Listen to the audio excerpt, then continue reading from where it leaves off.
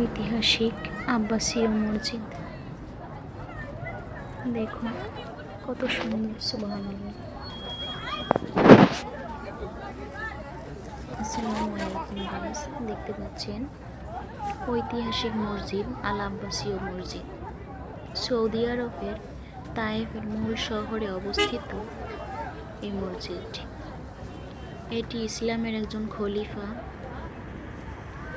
আবদুল্লাহ ইবনে আব্বাসের মসজিদ, যিনি ছিলেন মহানবী সাল্লাল্লাহু আলাইহি ওয়াসাল্লামের চাচাতো ভাই। তিনি ছিলেন অন্যতম কোরআনের তাফসীর কারি। তার মাজার আছে এখানে। তিনি মসজিদের প্রতিষ্ঠাতা। এখানে একটি লাইব্রেরিও আছে। বিদায় হজের সময়, হিজরতের সময় সাল্লাল্লাহু আলাইহি সাল্লামের সঙ্গী ছিলেন এই আব্বাস রাদিয়াল্লাহু তাআলা। তাকে নবীজি অত্যন্ত ভালোবাসতেন। তাকে কাঁধে করে মানুষ করেছেন। রাসূল সাল্লাল্লাহু আলাইহি সাল্লাম বলেছেন, সব থেকে উত্তম যুগ হচ্ছে আমার যুগ, তারপর হচ্ছে সাহাবাদের যুগ। তিনি একজন সাহাবা ছিলেন, নবীর অত্যন্ত প্রিয় সাহাবা ছিলেন তিনি।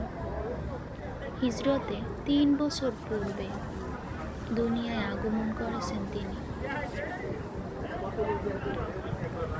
সৌদি আরবের তায়েফে মসজিদটি অনেক সুন্দর। মাশাআল্লাহ, হাজিরা দেখতে আসে।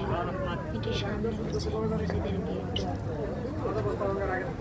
একটি হাদিস, রাসূল সাল্লাল্লাহু আলাইহি সাল্লাম একদিন দেখলেন তিনি মসজিদের ভেতর শুয়ে আছেন। তখন তাকে জিজ্ঞেস করলেন, কি করছো আব্বাস এখানে?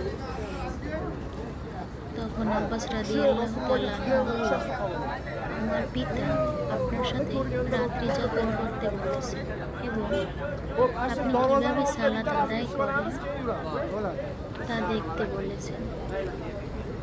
তখন রাসূল সাল্লাল্লাহু আলাইহি ওয়াসাল্লাম তাকে ঘরে নিয়ে গেলেন এবং সাহাবাদের বললেন, তোমরা আব্বাসীর জন্য বিছানা বিছিয়ে দাও। তাকে নবী অত্যন্ত ভালোবাসতেন, তার জন্য দোয়া করতেন। দোয়াটি হলো, আল্লাহুম্মা ফাক্কিহু ফিদ্দীন ওয়া আল্লিমহু তা'ওয়ীল। রইসুল